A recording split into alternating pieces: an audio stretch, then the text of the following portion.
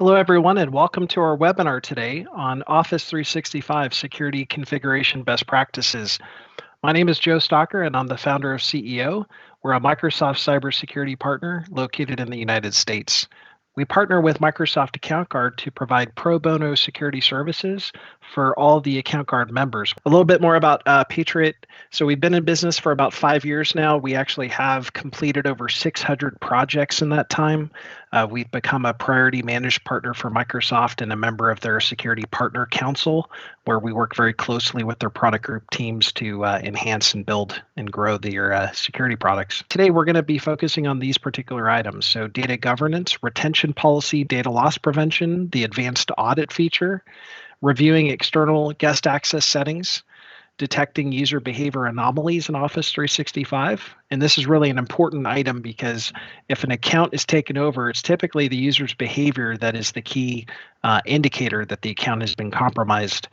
So we'll make sure we emphasize that today. How do we detect and block shadow IT? So this could be people saving data to their personal, perhaps Google Drive or their personal OneDrive account. We want to be able to detect that and perhaps even block that. So we'll talk about how Microsoft can help do that. How do we silently protect a BYOD device? So in most of the organizations I work with, there's some level of BYODs where people are using their personal iPhone or Android device for work. But how do we protect the data there? So if they exit the organization, how are we selectively wiping and removing just the data and not, their personal photos or personal apps on the device? And then lastly, and this is ever important, you guys have seen the headlines just like I have. Nearly every day, there's another headline of an organization that's been hit with ransomware. Been in the front lines of this. I've had many encounters and have been brought in by Microsoft to help in situations. And so we'll learn of what could have been done to prevent that. What are the settings in, say, Windows 10 that you can turn on to help block ransomware? So this is our agenda today. So data loss prevention is natively built into Office 365. It allows you to block transmission of your most sensitive information. You have several options. You can audit it. So before you start blocking, you can get a report of what would have been blocked. You can also inform the user with a policy tip of what's about to get blocked so that they can maybe make a course correction and remove that sensitive information. You could prevent the email from being sent. And this is typically the progression. We typically start with audit and then we advance to these stages. If you start off with blocking, you wouldn't necessarily know if all your rules were optimized correctly. And so that's why we recommend auditing first. And then finally, some organizations have a legitimate need to send sensitive information. So instead of blocking it, maybe the option is encrypt.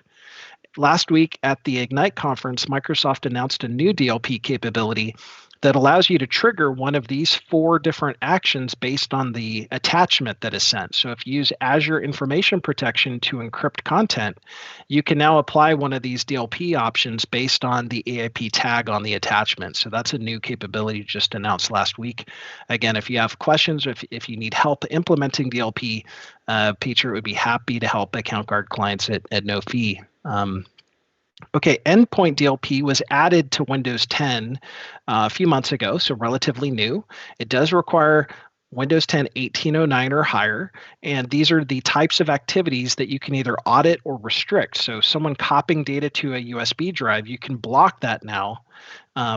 Copying data to file shares or printing content, these are activities that can actually be blocked natively inside of Windows 10.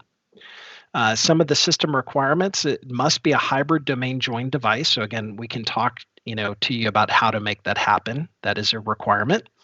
And you either need to be using Defender ATP as your endpoint security, or there's a DLP enrollment script that you can download from compliance.microsoft.com.